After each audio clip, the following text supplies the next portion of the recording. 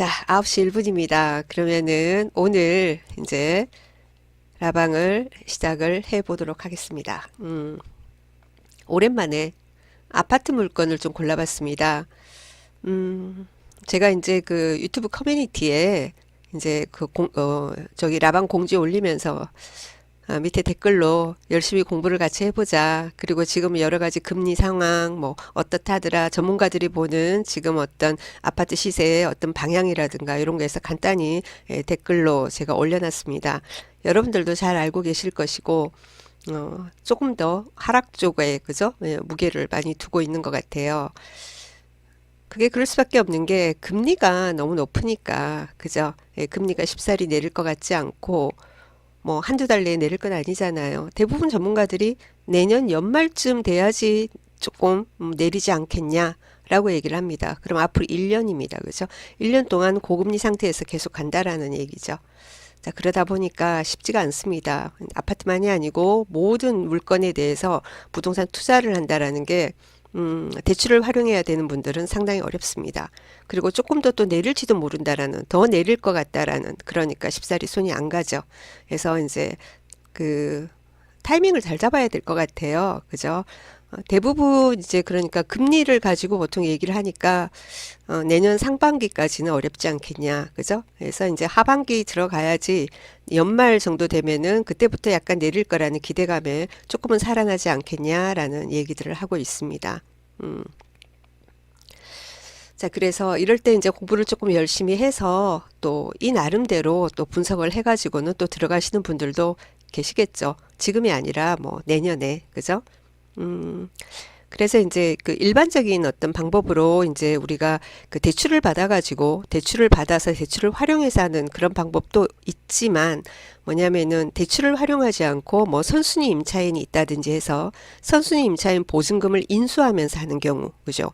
예, 그런 경우들도 있을 겁니다. 그래서 또 일부 또 어떤 분들은 그런 말씀하세요. 이럴 때 도로 좀 갈아타고 싶다라는 그런 어떤 얘기들도 하죠. 그죠? 갈아타고 싶다. 근데 갈아타고 싶은데 내 집이 안 팔리니까 또 지금 문제가 되고 있고 그렇습니다. 여튼 공부를 하죠. 그럴수록 공부를 좀 해봅시다. 예. 오늘 제가 이제 검색을 한번 해봤습니다. 이제 아파트 중에서 현재 진행되는 물건 중에서 유찰 횟수, 그죠? 유찰 횟수가 가장 많은 물건으로 해서 검색을 해봤습니다. 검색을 해보니까 뭐 감정가 대비 4%, 9% 이런 거부터도 있고요. 있습니다. 쭉 있는데 그래도 그나마 그렇다고 해서 뭐 나홀라 아파트나 예, 이런 거보다 단지 아파트 중에서 좀 그래도 또 뭐 서울이라든지 광역시 있는 물건들 이렇게 해서 골고루 한 3건 정도를 한번 골라봤습니다. 그리고 유형도 조금 다른 걸로 해서 그런 식으로 이제 검색을 해서 골라서 정리를 몇 건을 해놨어요. 몇 건을 해놨습니다. 월요 라방 월요 라방으로 하려고 이제 일단 부산에 있는 아파트예요. 부산에 있는 아파트 이거는 이제 반값은 아니지만은 공부할 거리가 좀 있어요. 그래서 요거 하나 하고 그리고 이제 대구 수성구에 있는 아파트 한 건 그리고 요거는 시간이 세 번째 부산 연산동 거는 시간이 되면은 하고요. 그 다음에 이제 서울 노원구 월계동에 있는 월계 3단지 사슴 아파트 요 물건하고 그래서 서울, 대구, 부산 한 건씩 같이 한번 살펴보려고 합니다. 음, 자, 그래서 화면 뭐 캡처해서 자료 준비는 조금 해놨습니다. 같이 한번 보도록 하겠습니다. 뭐 입지를 막 보고 그럴 건 아니고요.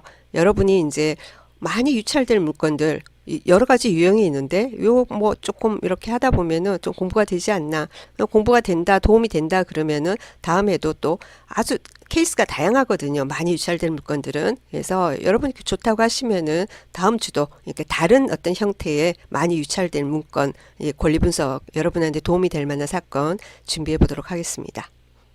첫 번째 사건은 부산에 있는 물건이라고 제가 말씀을 드렸어요. 같이 한번 보겠습니다. 이 물건은 이제 두 번이 유찰이 됐어요. 두 번이 유찰이 됐는데 한 번 이렇게 낙찰이 됐었거든요. 10월 25일 날 한 사람이 입찰해서 낙찰 받았는데 불허가가 떨어졌다 그죠? 예, 불허가가 됐어요. 이 불허가의 원인은 뭔지 뭐 들어가도 괜찮은 건지 같이 한번 살펴보도록 하겠습니다. 자, 1월 3일 입찰 날짜 잡혀 있습니다. 부산지방법원 서부지원이고요. 2021 타경의 107788입니다. 부산 사상구 괴법동의 괴법 2차 한신아파트, 역세권 아파트예요. 나름. 전용 면적이 84.96입니다. 30평대다, 그죠? 자, 감정가 3억 6,200이고요. 두 번이 유찰이 됐습니다. 두 번이 유찰이 돼서 지금 최저가가 2억 3,168만 원 되어 있습니다. 부산 같은 경우에도 한 번 유찰될 때마다 20%씩 내려갑니다. 그래서 3억 2천에 낙찰 받았는데 잔금 안 내고, 아니 매각 허가가 안 났다, 불허가가 됐다. 왜일까? 그죠? 그러면 등기부를 같이 한번 살펴보도록 하겠습니다. 자, 봅시다. 자, 등기부 보니까 2016년 10월 27일 날 2016년도에 거래가액 3억이네요. 자, 그리고 나서 이때 집 살 때 담보대출을 받았나 봐요. 자, 보니까 집을 2016년 10월 27일 날 샀잖아요. 자, 동일한 날짜에 근저당 설정이 되어 있습니다. 그러니까 잔금 내려고 대출을 받은 거죠. 자, 농협으로부터 담보대출을 받고 농협에서 근저당 설정을 했습니다. 2억 4천 돼 있고요. 자, 그리고 그 다음에 이 사람 살면서 조금 상황이 안 좋아졌는지 2018년, 2019년에 걸쳐서 쭉 그죠? 개인에게 돈을 빌려서 근저당이 쭉 있어요. 유모 씨, 유모 씨, 박모 씨, 유모 씨, 천모 씨, 그리고는 또 가압류도 있고 뭐 이렇습니다. 지금 농협 바로 밑에 있는 유모 씨, 그죠? 이분 근저당권자, 이 사람이 임의 경매를 신청한 사건입니다. 이 경매권은 원래 중복 경매였습니다. 천모 씨, 요 사람도 했었거든요. 요거는 취하됐어요. 취하됐어요. 지금 이제 그렇게 돼서 지금 있는 임의경매 사건이고요. 그리고는 임차인은 없습니다. 임차인 없어요. 소유자만 있고 그렇습니다. 그리고 여러분이 보시는 화면은 대법원 경매정보 사이트에 있는 화면이 아니라, 그죠?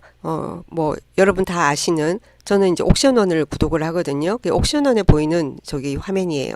그래서 밑에 주의사항이라든지 이런 게 밑에 유치권 이런 말이 있습니다. 여기 정리를 해놨는데 이 내용을 우리가 현황조사서하고 매각물건 명세서를 가지고 직접 보도록 하겠습니다. 현황조사서를 열었습니다. 현황조사서 여니까 어떻게 되어 있냐면은 본건 현장에서 소유자를 만나 문의한 바 소유자 세대 외에 별도 임차 세대 없다고 진술했다. 그리고 전입 세대에도 뭐죠? 소유자의 배우자가 세대주로 전입돼 있다.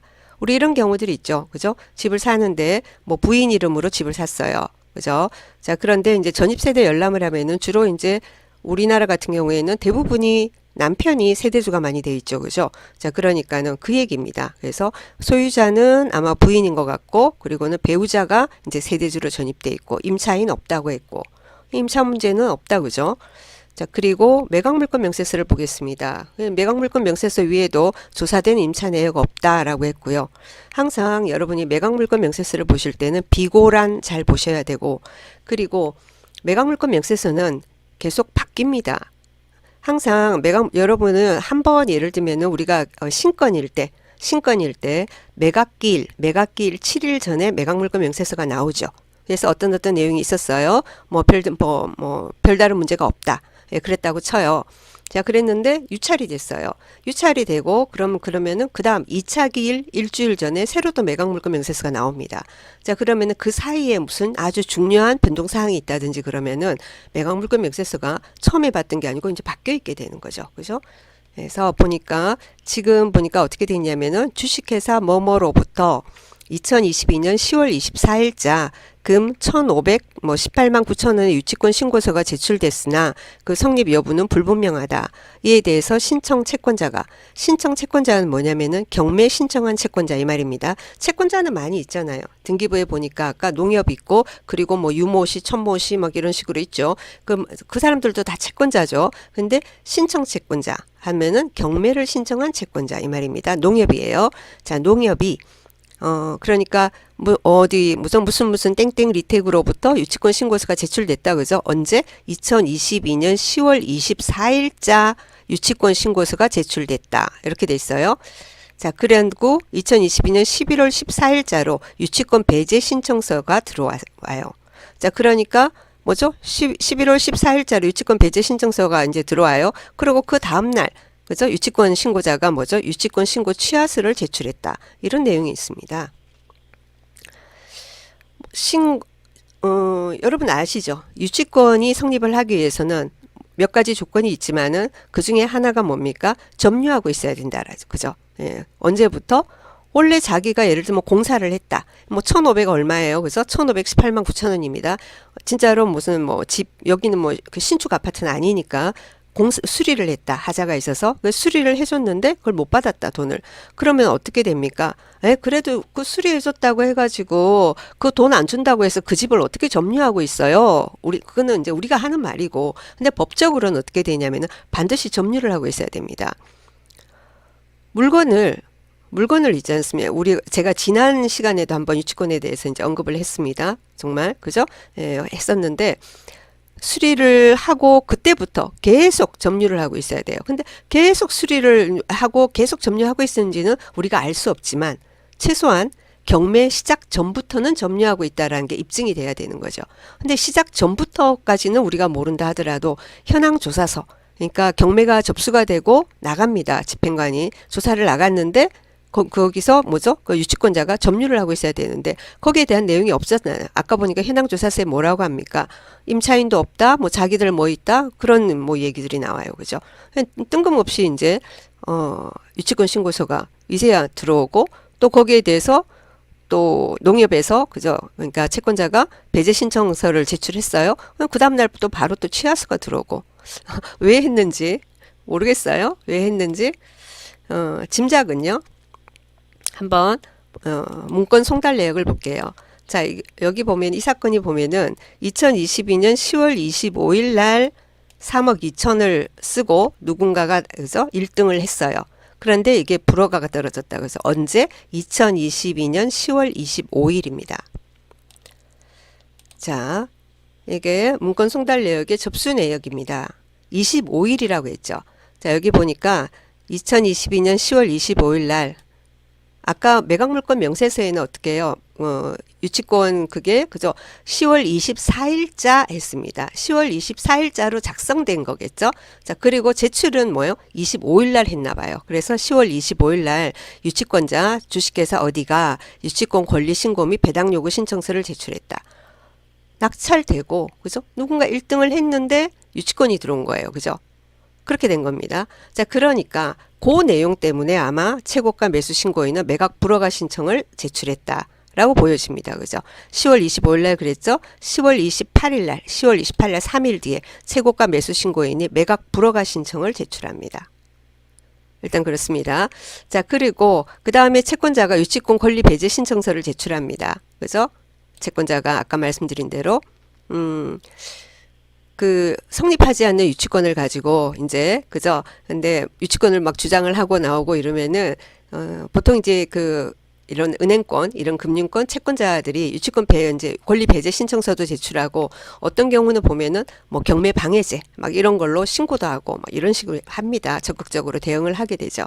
그래서 유치권 권리 배제 신청서가 들어오고 아마 접촉을 했겠죠. 그쪽하고. 자, 그러니까는 15일 날 바로 그 다음 날 그죠? 무슨 말이 서로 오갔는지 알 수 없지만 유치권자가 바로 그 다음 날 유치권 권리 신고 취하서를 제출합니다. 그런데 있지 않습니까? 이 사건이 꼭 그렇다라는 게 아니고 이게 이제 그 유치권이 들어오가면은 그래요. 이제 불허가의 이제 요인이 되기도 하거든요. 예, 그래서 어떤 경우들이 보면은 낙찰을 받았는데 낙찰을 좀 내가 잘 못 받은 것 같다. 금액을 너무 높게 쓴 것 같다. 내지 뭔가 예, 그런 경우에 농담삼아 그런 말이죠. 유치권 하나 만들까? 라는 말도 하죠. 예, 그리고는 하자 하나 만들어 버릴까? 예, 그렇게 해서 외곽 불허가 신청을 할까? 이런 얘기들을 뭐 경매하는 사람들 종종 합니다. 예. 그게 뭐 좋다고 여러분 보고 하라는 얘기가 아니고 그렇습니다.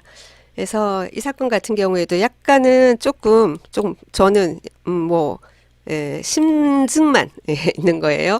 자, 이 아파트 같은 경우에 뭐냐면은 이게 2층이에요. 이 아파트가. 이 경매 물건이 25층 중에 2층입니다. 25층 중에 2층이고요. 전용이 84.96입니다.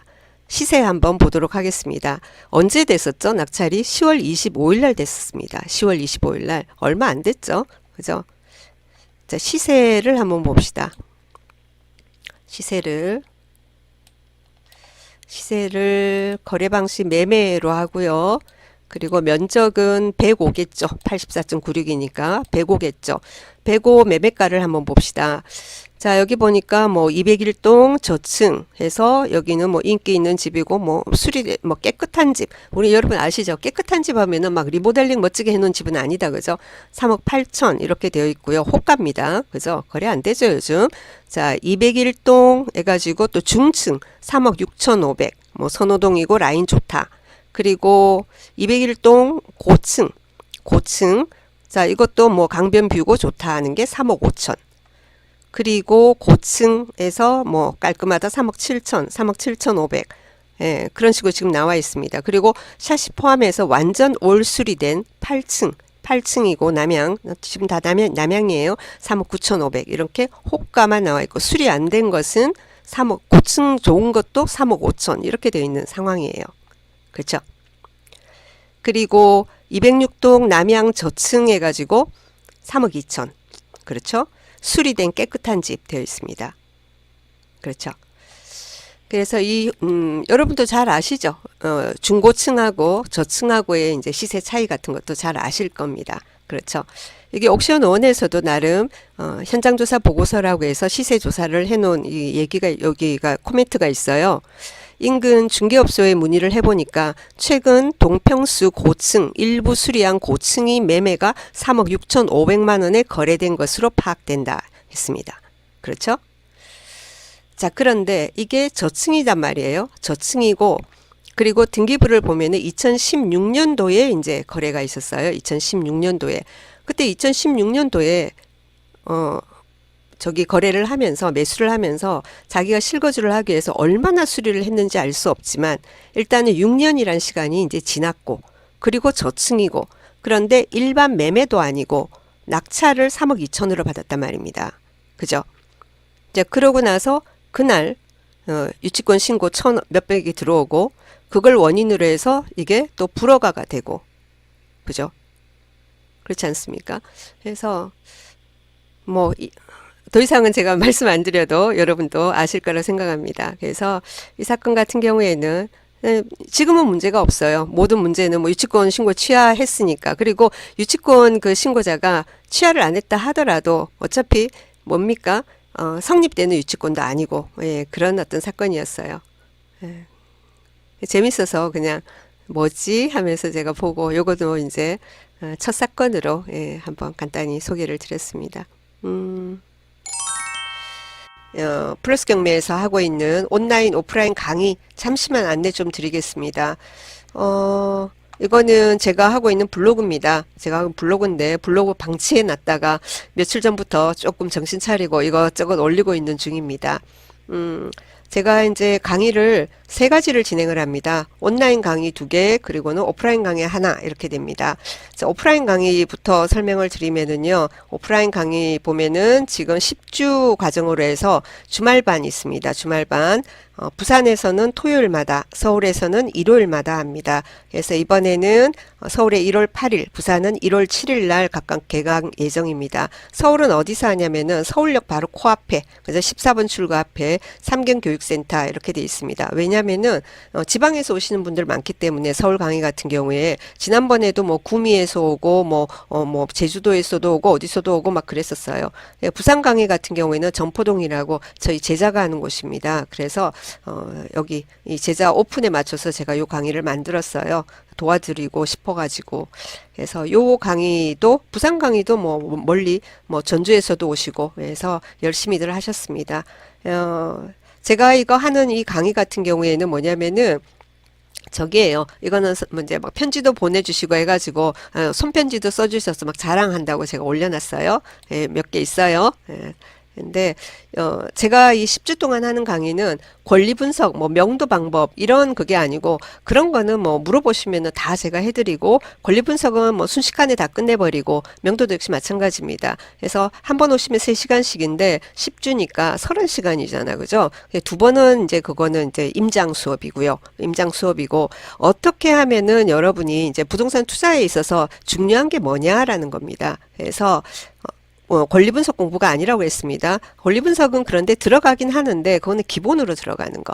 그래서 뭐 예를 들면 여러분이 저 금매 죽잖아요. 그래서 중개 물건 금매 잡는 법, 그리고는 명의 관계 때문에 그죠 고민 많이 하시죠. 그리고 절세 이런 것 때문에 법인으로 투자하는 법, 뭐 이런 거, 예, 그런 거라든가, 그리고 좋은 물건 찾는 법, 좋은 물건을 찾아서 어떻게 손품, 그죠?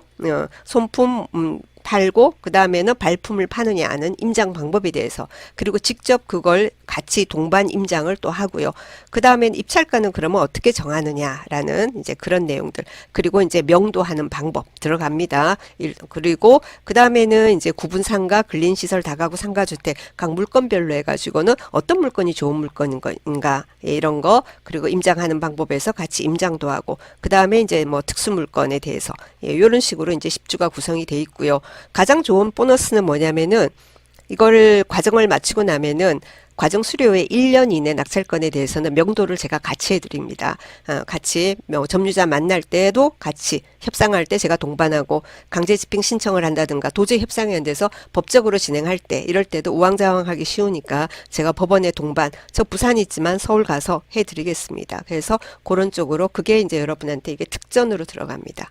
그 다음에는 이제 온라인 강의가 2개가 있습니다. 온라인 강의 2개가 있는데, 하나는 뭐냐면은, 하나는, 소액 투자반, 이런데, 마른 소액 투자반인데, 특수 물건반입니다. 예, 지분이라든지 법정지상권, 이런 관련되는, 예, 그런 어떤 수업이고요. 그리고 또 하나는 뭐냐면은 뭐 이렇게 다가구라든가 뭐 상가주택, 구분상가, 공장창고, 토지 이런 거 여러분 관심 많으시잖아요.